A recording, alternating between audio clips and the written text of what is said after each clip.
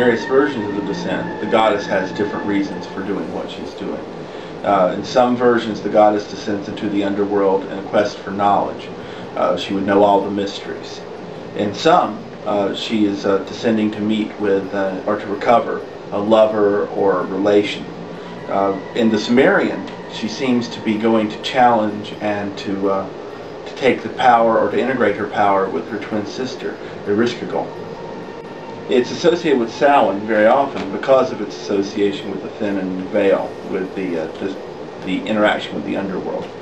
Inanna, as the Queen of Heaven in the Sumerian mythology, is going to descend into the underworld, and she prepares herself by gathering the 7 divine powers. In the Sumerian documents, they're called the Mi, which is interesting, because although they didn't use this word in that term, they all relate to her identity.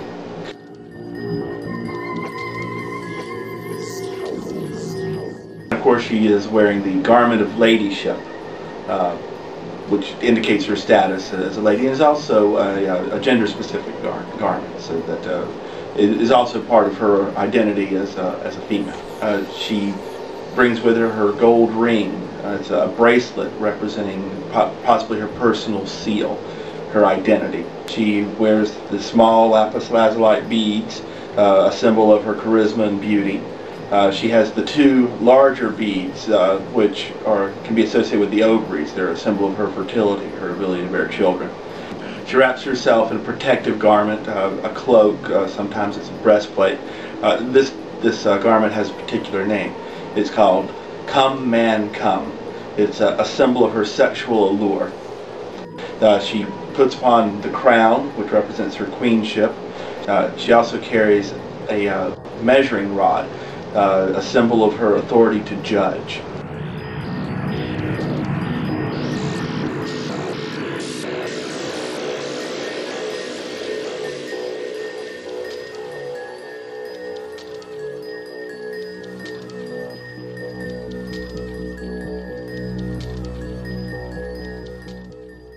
She's heading to the land of the dead, the land of no return.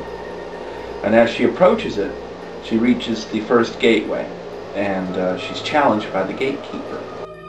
But she comes and she challenges. She goes, "Let me in." And he goes, "Lady, this is not the place for you. You should not be here."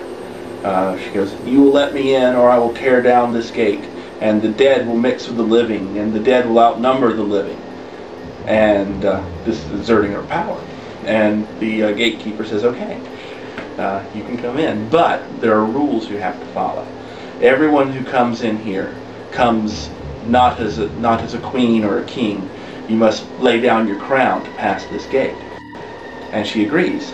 She gives up her crown, and that's her royalty, her queenship. She gives up the cloak, her larger 2 beads. Then she passes up her small bead, the gold ring. She gives up her rod of rulership, the measuring rod, which is her ability to judge. After having given this up, she doesn't have the ability to discern what is right and what is wrong. She has no authority in that area.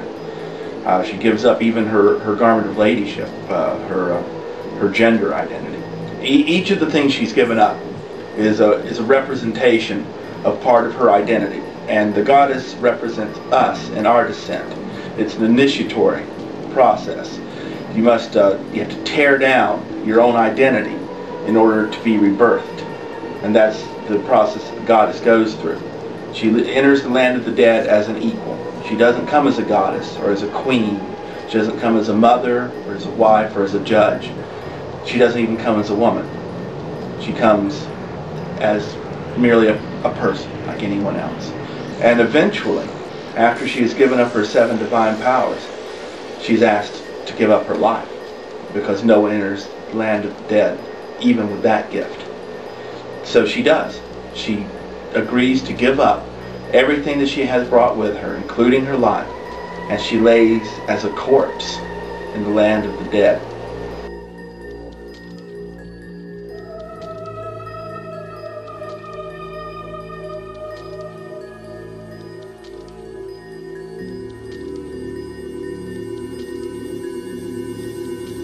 And once she's given up her life and hangs as a corpse for 3 days, she meets the power of death. In Inanna's story, this is her twin sister, Eriskagul. Inanna and her twin sister are always at odds.